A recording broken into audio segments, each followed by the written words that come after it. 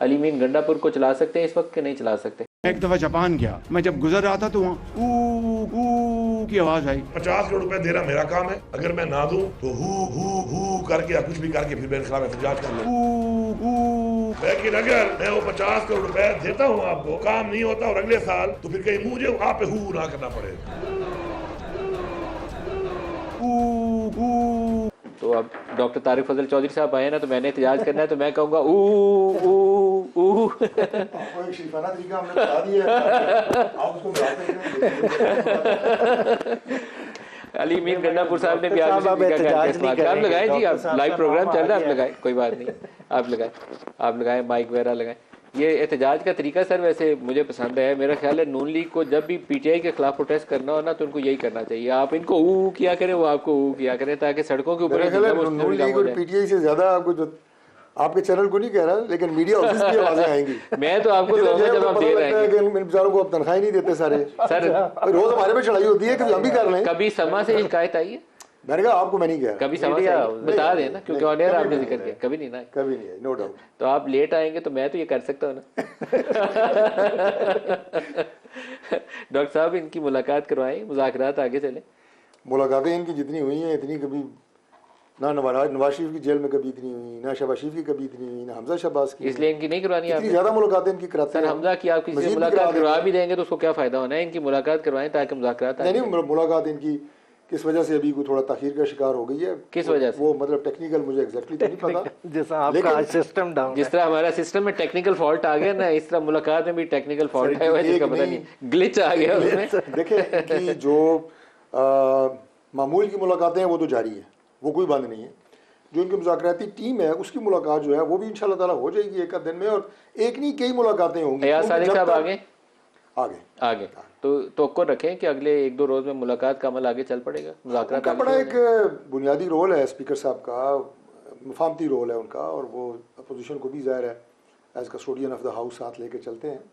और मुज़ाकरात की बात उन्होंने की, उसको बड़ा उन्होंने फैसिलिटेट किया, और मैं समझता हूँ कि अगर किसी जगह के ऊपर कोई थोड़ा बहुत अगर कोई कप वगैरह आएगा तो भी कह देंगे, मुकम्मल सपोर्ट होगी। थर्ड राउंड के लिए तो ये तैयार है, वो कहते हैं हमने कागज लिख के रखा हुआ है, तो थर्ड राउंड तो करवाएं। नहीं देखिए, थर्ड हो या फोर्थ राउंड हो, ये किसी न किसी अड्डे बने तो ये बात लगेगी, अड्डे बनने लगेगी, अब लगेगी। चलाओ ना जी, चलाओ डॉक्टर साहब, लगनी चाहिए। आपको याद है कि मुज़ाकरात का दूर दूर तक कोई नामो निशान नहीं था, तो हम उस वक्त भी मुज़ाकरात की बात करते थे, पहले दिन से कर रहे हैं। आप करते थे? मैं करता था, राना साहब करते थे, बिल्कुल। जो सियासी अमल से गुजरने वाला बंदा है ना, वो मुज़ाकरात की अहमियत को अंडरस्टैंड करता है। मलिक साहब, मुज़ाकरात का नाम ही सियासत है ना, सियासत का नाम मुज़ाकरात है। बिल्कुल। अब ये 4 साल जो ये हुकूमत में रहे हैं, ये ऊ करते तो ज्यादा बेहतर था। नहीं, उस वक्त तो इन्होंने ऊ करना भी मुनासिब नहीं समझा। 4 साल तो इन्होंने मतलब ऐसा समझा कि अपोजिशन जो है वो कोई इंडिया की टीम है या क्या है, मतलब हाथ मिलाने ने गवारा नहीं किया। उस वक्त हम बात करते थे मुज़ाकरात। आपके ख्याल में ऐसा क्या हुआ कि पिछले 1 महीने में काया पलट हुई और ये बातचीत पे तैयार हो गए? देखिए, इंसान को अकल तो किसी वक्त भी आ सकती है। ये अकल अभी आई है, आपका कहना है? अभी आई है। ये अकल वाली बात है, ये दानिश वाली बात है, ये हिदायत वाली बात है, ये सियासत वाली बात है। अब जो भी इसको कहें, ये मुल्क के साथ खैर वाली बात है, सिस्टम को आगे लेके चलने वाली बात है। मुझे अक्सर ये पूछा जाता है कभी प्रोग्राम्स वगैरह में कि जी आपकी क्या कोई डिमांड है गवर्नमेंट की, यानी मुज़ाकरात में। मैंने कहा हमारी डिमांड सिर्फ पाकिस्तान है, पाकिस्तान, इसको आगे चलने दो भाई। क्यों आप धक्का लगा रहे हैं इसको आगे से कि ना रियासत ना चले, सिस्टम ना चले, मुल्क ना चले। जो गिले शिकवे चीज़ें, प्रोसेस आगे चलेगा डॉक्टर साहब? प्रोसेस तो चलेगा इंशाल्लाह। ये टूटेगा तो नहीं मुज़ाकरात? नहीं, ये भी नहीं टूटेगा, और जिसमें मुल्क और सिस्टम को आगे लेके जाने की बात कर रहा हूँ वो भी चलेगा इंशाल्लाह। उमैर साहब, आप भी कॉन्फिडेंस है इतना जितना डॉक्टर साहब कह रहे हैं? देखिए, ये तो अगले वीक में ही पता चलेगा। देखें, हम टॉक शोज में जितनी अच्छी बातें कर लें, मगर बात ये एट द एंड ऑफ आप उस पर कायम है कि मेक और ब्रेक ये कमिंग वीक है? कमिंग वीक है। देखें, जब तक देखें एक छोटी सी चीज़ है मुलाकात, उसके लिए इतनी एप्रीहेंशन हो, मतलब ये तो नॉन इशू होना चाहिए। मतलब इशूज़ क्या होने चाहिए? मुल्क की मईशत, मुल्क में टेररिज्म। मतलब हमारा इस वक्त इशू क्या बन गया कि एक मुज़ाकराती कमेटी पार्टी की मुलाकात क्यों नहीं हो पा रही, और उसके लिए हम देख किस तरह रहे हैं। स्पीकर साहब बिल्कुल बहुत अच्छे आदमी, नफीस आदमी, मगर क्या ये उनका डोमेन है? भाई इंटीरियर मिनिस्ट्री के अंदर जेल है, जेल सुपरिटेंडेंट की क्या जरूरत? जो 7 बजे जेल खुल सकती है वो आज रात नहीं खुल सकती, कमेटी अभी जाके मिल ले। इंटीरियर मिनिस्टर इतने पावरफुल हैं कि वज़ीर आज़म की मर्जी से जेल नहीं खुल सकती, इंटीरियर मिनिस्टर की मर्जी से खुल सकती है। तो इसीलिए आप उनके पावर को अंडर एस्टिमेट मत करिए। नहीं, यही तो मैं कह रहा हूं, तो इन्होंने तो उनको भी ऑन बोर्ड नहीं लिया हुआ। उनको ऑन बोर्ड लेना चाहिए था। लेना चाहिए तो मैं तो जब से आपकी ये कमेटियां बन रही हैं, डॉक्टर साहब को पता नहीं मेरी बात से इत्तेफाक हो या ना हो, मैं तो चाहता था कि वो हो, क्योंकि ये 24-25 नवंबर वाले जो मुज़ाकरात थे उसमें मोहसिन नकवी का बड़ा कलीदी रोल था। नतीजा निकला या नहीं निकला, लेकिन अभी आपको उनको शामिल करना चाहिए था। देखिए, मैं नहीं जानता कि वो नाम उनका क्यों नहीं इसमें आया, लेकिन चूंकि ज़ाहिर है तमाम इत्तेहादी भी इसमें शामिल हैं, उनके पार्लिमानी लीडर सारे वो शामिल हैं, हमारी पार्टी के भी लोग शामिल हैं। अगर होते तो बेहतर होता, मैं आप इस बात से इत्तेफाक करता हूँ। क्योंकि 24-25 नवंबर के जितने पैगाम थे उसमें मोहसिन नकवी और अली अमीन गंडापुर दो बड़े इंपॉर्टेंट, दोनों का रोल था। एक अपनी जमात से, हुकूमत की जानब से, दूसरा PTI की जानब से। तो उन दोनों को आपको सेंटर रोल में अभी भी रखना है, ताकि वो जो कहा जाता है ना कि इस्टेब्लिशमेंट भी ऑन बोर्ड है कि नहीं, वो वाला तासुर ज़ाहिल हो जाए। देखें, ऑन बोर्ड है या नहीं ये बहस मेरा ख्याल है बनती नहीं है। उसकी वजह ये है कि गवर्नमेंट जो है वो हर दौर में, पाकिस्तान में मैं हमेशा ये बात भी करता हूँ और पाकिस्तान से बाहर भी, एस्टेब्लिशमेंट गवर्नमेंट के साथ होती है, होना चाहिए। ये तो नहीं हो सकता कि गवर्नमेंट एक तरफ से धक्का लगा रही है, एस्टेब्लिशमेंट उसके अपोजिट धक्का लगा रही है, तो उससे तो मुल्क नहीं चलता ना, कोई भी मुल्क नहीं चल सकता। और पाकिस्तान की जो इस खत्ते में सूरत हाल है, यहाँ तो एस्टेब्लिशमेंट के बगैर गवर्नमेंट जो है वो कभी भी काम नहीं कर सकती। जब अपोजिट डायरेक्शन में धक्का लगता है उसी वक्त हुकूमत गिरती है पाकिस्तान में। वो 10 अप्रैल 2022 भी उसी वक्त हुआ था। नवाज शरीफ की जब हुकूमत पनामा गिर गई थी, पनामा पेपर्स में जब उनकी हुकूमत इकामा पे निकल गई थी, उस वक्त भी अपोजिट डायरेक्शन में धक्का लग रहा था। ये होते हैं, मौके से आते हैं डॉक्टर साहब, डिनाई नहीं करना चाहिए उसको। ये जब अपोजिट डायरेक्शन में वो पुश आती है ना, उसी में हम गिर जाते हैं। उसके कॉन्सिक्वेंसेस क्या होते हैं वो नतीजा तो बहुत है, मुल्क पूरा भुगतता है। मैंने आपको ये बात बताई है कि एस्टेब्लिशमेंट जो है वो गवर्नमेंट के साथ है, होना चाहिए। जब तक गवर्नमेंट के साथ एस्टेब्लिशमेंट नहीं होगी कोई भी मुल्क नहीं चलेगा, और ख़ास तौर पे पाकिस्तान जैसा मुल्क तो बिल्कुल ही नहीं चल सकता। हमारे देखें क्या क्या आपके चैलेंजेस हैं। आपके अगर सिर्फ अपने पड़ोस में गिरदोनवा में नज़र डाल लें तो जो जो आपको थ्रेट्स और ख़तरात इस रीजन में पाकिस्तान को मौजूद हैं, उसमें अगर आपका स्टेट मजबूत ना हो, फ़ौज मजबूत ना हो, इंटेलिजेंस के इदारे मजबूत ना हो, तो आपका मुल्क कैसे चल सकता है? आपको उमैर साहब कोई इंडिकेशन है ऐसी कि थर्ड राउंड के लिए कोई दावत दी गई हो कि स्पीकर साहब आ गए हैं, आइए कल मिलते हैं या परसों मिलते हैं? कुछ ऐसी इंडिकेशन तो नहीं है अभी दोपहर तक तो मुझे कोई आइडिया नहीं था, मगर उसके बाद शायद बैरिस्टर गौहर इनकी किसी से मुलाकात हुई हो तो कोई आइडिया। हमारे अभी रिपोर्टर्स के पास भी ऐसा कोई अपडेट नहीं है। कोई बहुत ही खुफिया किस्म की कोई कॉल की हो तो पता नहीं है, लेकिन उस वक्त तक तो एटलीस्ट मीडिया के नॉलेज में अभी तक ये चीज़ें नहीं आई हैं। हाँ, तो ये चीज़ें तो फिर अब हो जानी चाहिए थी। वीकेंड पे गुड अपॉर्चुनिटी आके बैठ जाएं एक दफ़ा।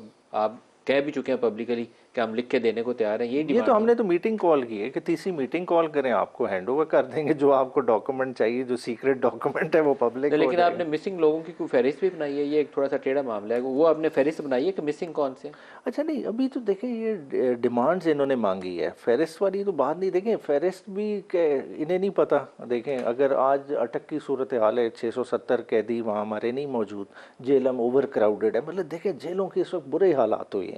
मतलब इधर इवन इतलात हैं कि कॉरिडोर्स में लोगों को सुलाया हुआ है। मतलब लोगों को हाउस ही नहीं कर सकती आप जेल। आपने इतने लोग मिसिंग क्यों कहते हैं? पहले तो आपको नहीं, मिसिंग वाला अलग टॉपिक है। देखिए ये लोग तो आ गए, ठीक है, मिसिंग वाला है। मिसिंग के लिए तो बाकायदा डेटाबेस बनाया गया, लोगों के वाइकिन से पूछे। ये 47 जो उमर अयूब साहब ने अपने वो ट्विटर हैंडल पे भी उसको किया था। बात है वो तो गवर्नमेंट ने कहना है कि ये किधर हैं, वो उन्होंने बताना है। लास्ट क्या नाम पते हैं उन लोगों, उनके नाम पते बिल्कुल हैं, उनकी फैमिलीज के साथ कोऑर्डिनेट करके फिर ये लिस्ट बनाई गई। डॉक्टर तारिक साहब ये तो इतना मुश्किल काम नहीं है। अब तो हमारे नादरा का पूरा रिकॉर्ड होता है, आप 47 बंदों का तो इन्हें जवाब दे ही सकते हैं कम से कम।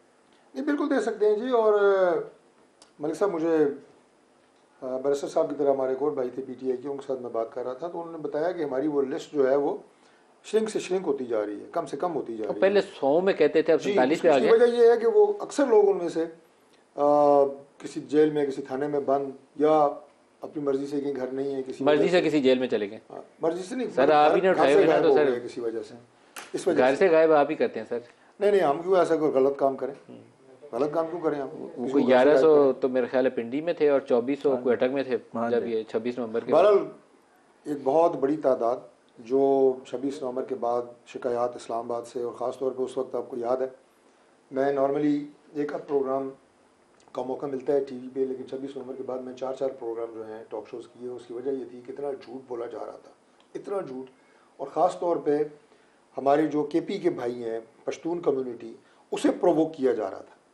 मतलब ऐसी इनकी आते हैं ना, मैं एज ए डॉक्टर कहता होता हूँ कि अगर कोई डिजीज़ हो ना, कोई इन्फेक्शन हो तो उसका इलाज हो जाता है, लेकिन कोई जेनेटिक प्रॉब्लम हो ना इंसान को, वो ठीक नहीं होती।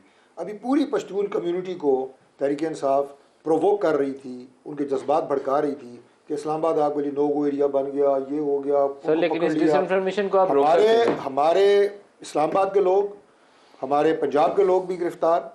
मैंने प्राइम मिनिस्टर साहब से मुलाकात की, उसके बाद मोहसिन नकवी साहब से मुलाकात की। क्लियर डायरेक्शंस प्राइम मिनिस्टर ने दी कि अगर कोई किसी वीडियो फुटेज में नहीं है और कोई सॉलिड एविडेंस नहीं है किसी का 26 नवंबर के तमाम इंतशार और फितने और फसाद में, उसे फौरी रिलीज करें। सर एक डिसइंफॉर्मेशन फैलाने में आप किरदार अदा कर सकते थे, लेकिन उस वक्त की हुकूमत ने नहीं किया। जब ये कहा जा रहा था पीटीआई की तरफ से कि 278 वो लतीफ़ खोसा साहब ने कह दिया लोग मारे, खोसा साहब तो मेरे बुजुर्ग हैं, मैंने उन्हें एक जुमला से किसी ने कहा सैकड़ों मारे गए, किसी ने कहा 50 मारे गए। तो कम से कम आप दिन मीडिया वालों को जो पूरा डेटा था 2 हॉस्पिटल का इस्लामाबाद का, वो रिलीज कर लेने देते तो दूध का दूध पानी का पानी पहले दिन ही हो जाता। सर हॉस्पिटल का डेटा मैं अपना मलिक साहब कुछ छुपा नहीं सकता, ये छुपाया तो मैं इनका इंचार्ज रहा हूँ हॉस्पिटल का, मैं आपको बता देता हूँ के ऊपर आइस डाल दिया आपने, वो जब डेटा लेने भाई हैं, लेकिन वो जो ड्रामे करते हैं वो भी आपको पता है। ड्रामा ना कहिए दोस्तों, ना ड्रामे की बात नहीं है, आइस डालना बात ये है कि आप इन्वेस्टिगेटिव जर्नलिज्म करें, फैक्ट पे खबरें दें, आइस डालना ठीक है। ये जो 278 आइस डालना ठीक है, गलत है, मैं आइस डालने की सपोर्ट नहीं कर रहा, लेकिन मैं आपको ये कह रहा हूँ कि ये जो 278 लाशों की बात की गई, मैंने खोसा साहब, मैंने कहा मेरे बड़े हैं, काबिल एहतराम है, मैंने उनसे कहा, मैंने कहा सर आपको गवर्नर बनने पे इतनी शोहरत नहीं मिली होगी जितना 278 लाशों पे आपको इंटरनेशनल मीडिया ने उठाया। जनाब गवर्नर साहब, साबिक गवर्नर कह रहा है ये ड्रामा नहीं है तो क्या है? मुझे अब आपका डेटाबेस अब आपकी जाहिर क्या करती है, देखिए डेटाबेस तो वो 45 और 13 तो एस्टैब्लिश, 13 एस्टैब्लिश आप कहते हैं। और देखें इसका भी बड़ा आसान सा हल है। देखें आज पिम्स पोली क्लिनिक ये कहते हैं हमने रजिस्टर नहीं गायब किए, कुछ नहीं ऐसा हुआ। बात है उस दिन की CDR तो मौजूद होंगी ना, उस दिन की रिकॉर्डिंग, उधर कौन कौन लोग मौजूद थे, एंट्रेंस पे एग्जिट पे, वो सारा डाटा इस कमीशन के सामने रख दें, बात है चीज़ सेटल हो जाएगी। डाटा तो ये देने पे तैयार नहीं थे। मैंने अपने रिपोर्टर्स को कहा कि गन शॉट वुंड्स वाले कितने लोग हैं, क्योंकि आपकी तरफ से इल्ज़ाम तो इतना बड़ा था ना कि बस पूरे जलसे कोई मार दिया सारे क्राउड को, तो वो गन शॉट वुंड्स का डाटा नहीं थे दे रहे, ये गलत काम कर रहे थे। तो देखें एक चीज को छुपाते छुपाते देखें इनकी भी कंट्रीब्यूशन है उस तरफ। देखें मिसइन्फॉर्मेशन के अंदर 26 नवंबर को ये जस्टिफाई नहीं कर सकते। देखें जो हुआ है वो तहकीकात होंगी तो क्लैरिटी होगी। देखें अगर आप कहें कि जी कत्ले आम नहीं हुआ तो ये भी ज्यादती है। देखें 13 हमने, एक बंदा मारा गया ना, 13 कम है नंबर, 13 मैं कहता हूँ एक ज्यादा है, तो 13 को तो लगना वैसे ही बहुत ज्यादा। क्लोजिंग रिमार्क्स डॉक्टर साहब, फिर ब्रेक करीब आ जानी। देखिए मैं ये अस्पताल के बारे में आपको अर्ज कर दूं कि आप कह रहे हैं अस्पताल का डाटा वो कोई नहीं छुपा सकता। 4000 मुलाजमीन हैं पिम्स के, 4000, वो सारे के सारे जो हैं वो PMLN के हैं या गवर्नमेंट के हैं। हर बंदा वहाँ पे मोबाइल लेके फिर रहा है, वो आपके डॉक्टर है, वो नर्सेज हैं, पैरामेडिक्स हैं, सफाई करने वाले तक, आपके वार्ड बॉय तक। कैसे हो सकता है कि वहाँ पे जनाब इतनी गन शॉट आए हों, इतनी खुदा ना खासा डेड बॉडीज़ आई हों, किसी की फुटेज ना हो? ये पॉसिबल है। और फिर जहाँ पे ये फायरिंग की बात कर रहे हैं, जहाँ पे अगर कोई बंदे गिरे हैं, अभी बात कई दफ़ा मैं कर चुका हूँ, तो क्राउड में गिरे हैं ना, हुजूम में गिरे होंगे अगर कोई किसी को गोली लगी है।